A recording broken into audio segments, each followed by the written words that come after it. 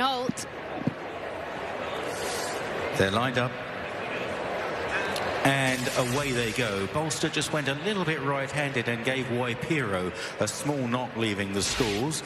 Going forward, Brave Emperor towards the inside, also up the rail is Epictetus. Wider out Bolster, moving into a forward position now in the red cap. Out wide Oviedo, followed by Captain Winters and Canberra Legend close up. Then Exoplanet, yellow, black spots, white cap towards the outside of Drumroll in the dark blue colours. Tony Montana against the fence. Dear My Friend in an orange cap is a little worse than midfield from Waipiro. Torito held up with Killybeg's Warrior, Bold Act, and then Carnarvon, and at the rear of the field Dancing Magic. Swinging out of Swinley Bottom, and it's Brave Emperor who takes them along a touch keenly by a couple of lengths to Oviedo in second. Bolster up on the outside of Epictetus.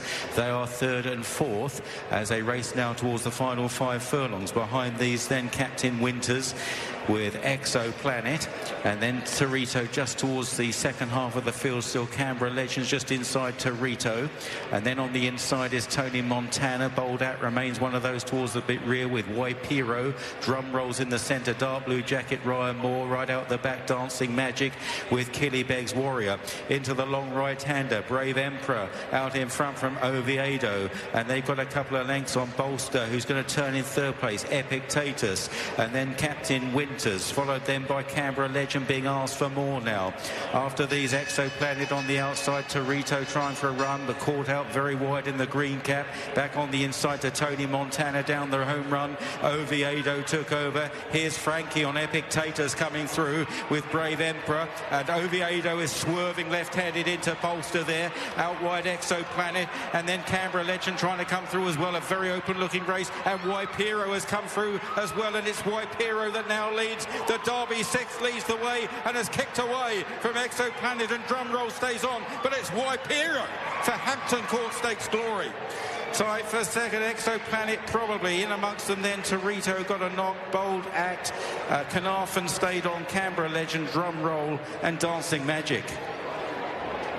Waipiro is a horse that Ed Walker thinks plenty of. Tom Marquand had that winner in the Royal Colours early in the afternoon. He doubles up, winning really nicely from Exoplanet, and the horse really appreciated the slight drop-in trip here, Jamie. Yeah, we talked about the real mixed bag in this race, the upgraders from handicaps and also the downgraders, not just from group races but from classics. Waipiro ran in the Derby last time out, and Kevin, he got a really smooth run through there whereas others didn't. I'll tell you what, there's a few jockeys there that'll be very grateful that Carnarvon dived off to the left as she did late on, because it opened the door for not one, not two, but 3 of them to get open country when it seemed unlikely.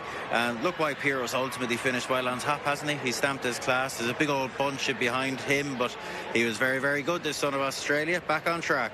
Back on track, and I would say that it's going to be a happy household with Tom Marquand and Holly Doyle, Fred.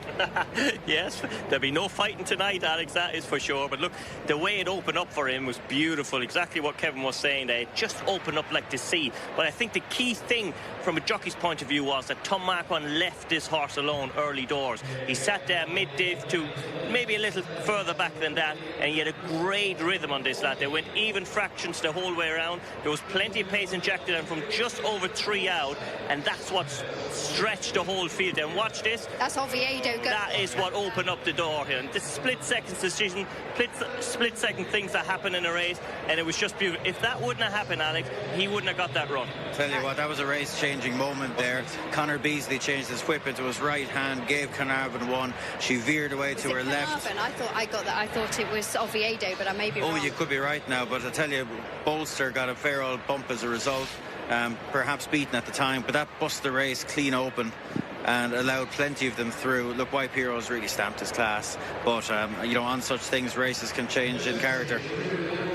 And the ups and downs for jockeys. Yesterday, Tom Marquand was pipped in the Queen Mary, and his big hope for the week, My Prospero, didn't fire his best shot. But today, the luck and the talent has really shone. Firstly, for Desert Hero, for the King, and now on Waipiro, who was actually won really well. And don't forget, if you were watching this morning, Jim McGrath was really, really strong on this horse. And perhaps on the back of that, we'll install him tomorrow and get rid of these two. Well, that might be a move. And you're dead right, Alex. it was Avieda that made that veer left that busted the race open so much. Yeah. Looking at Carnarvon here, just looking at the replay again, Alex, she came from out the back. She had a lot of ground to make up. And because they didn't go hard early doors, you could say she was an unlucky loser because she sat so far back. Yeah, it is the way the race pans out, isn't it? And it's panned out for Waipiro, wins at 7-1, Exoplanet 12-1 in second, and Bold Act it is that finishes there in third at 9-1. But it's a double on the day for Tom Marquand.